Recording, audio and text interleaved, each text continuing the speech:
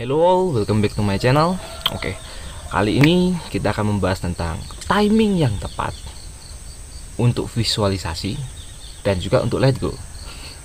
Oke, kenapa saya membahas timing yang tepat untuk visualisasi dan juga let go ini? Karena memang mungkin bagi beberapa orang dua hal ini kelihatan seperti tabrakan gitu ya, seperti hal yang gak nyambung. Di satu sisi kita harus bervisualisasi, kita harus mengimajinasikan dan juga merasakan apa yang kita inginkan secara berkala, atau bahkan ada beberapa yang terus menerus. Seperti kalau kalian lihat di film The Secret ya, itu penulis buku Chicken Soup, Jack Canfield, dia melakukan visualisasi dengan cara menempel uang kertas yang ditambahi nolnya. Jadi tulisannya bukan lagi $1 atau $100, tapi jadi $1 juta, $1 million ya. Lalu ditempel di langit-langit kamarnya. Jadi setiap dia bangun di pagi hari, yang pertama dia lihat adalah uang yang tadi tulisannya $1 juta tadi. Itu dia lakukan terus setiap hari. Berarti kan artinya itu mengingatkan dia terus setiap hari. Dalam tanda kutip, berarti dia melakukan visualisasi setiap hari.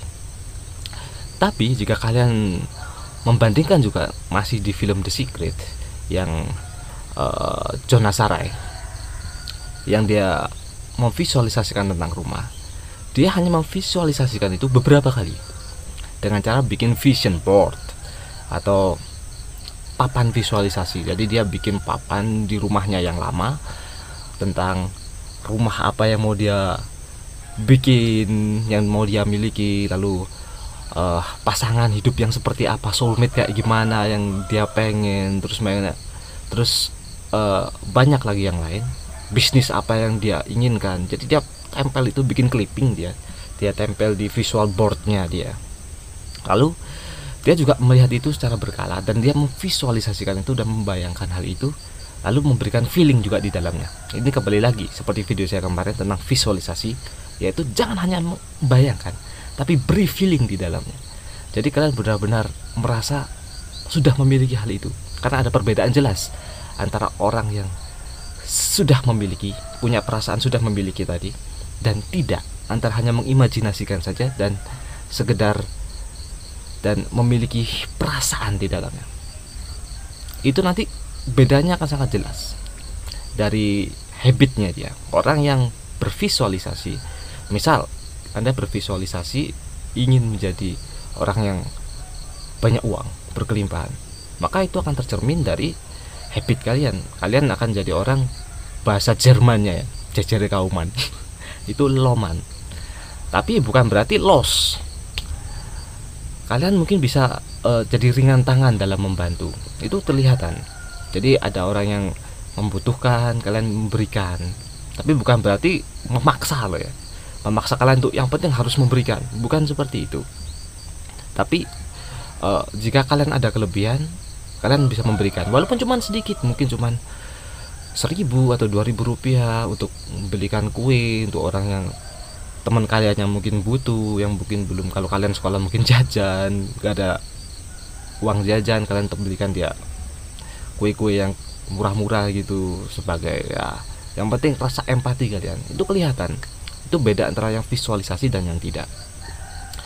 Jadi untuk gimana antara visualisasi dan let go ini? Ketika visualisasi setiap hari seperti yang dilakukan Jack Canfield, itu juga bagus. Atau seperti yang John Nasarai lakukan, yaitu ketika dia bikin visual board, lalu kemudian dia baru ingat itu 5 tahun kemudian, karena dia masukkan visual board itu dalam box karena dia mau pindahan, dan rumahnya sudah jadi, dia baru melihat itu lagi dan baru sadar kalau itu rumahnya seperti yang dia visualisasikan 5 tahun yang lalu. Jadi bagaimana antara visualisasi yang setiap hari dan juga yang dilakukan visualisasi beberapa kali lalu let go? Menurut saya secara pribadi, dua-duanya benar, karena tidak ada cara yang absolut benar sebenarnya. Jadi dua-duanya ini benar. Lalu apa yang menjadi pegangan kita atau kompas kita untuk menentukan kita harus setiap hari atau harus let go. Kompasnya adalah feeling kalian. Ketika kalian melakukan visualisasi setiap hari, lalu kemudian muncul perasaan nggak nyaman, stop, hentikan saat itu juga. Berarti sudah waktunya kalian untuk melakukan hal yang lain, untuk melakukan let go. Karena ingat, visualisasi di sini adalah yang dicari adalah feelingnya. Bukan berarti kita harus memvisualisasikan itu terus. Ketika kalian memvisualisasikan itu terus dan feeling kalian sudah mulai bosan, sudah mulai gak nyaman dengan hal itu, maksudnya seperti terpaksa melakukan hal itu, stop, jangan dilakukan lagi. Berarti sudah waktunya kalian untuk let go. Oke, kalian paham? Karena memang hanya sesederhana itu. Sekali lagi saya ingatkan, kompas kalian adalah your heart, your feeling. Jadi pastikan kalian menggunakan feeling kalian untuk membedakan ini hal yang nyaman untuk kalian, ini hal yang tidak nyaman. Kalau ini hal yang nyaman buat kalian, just do it.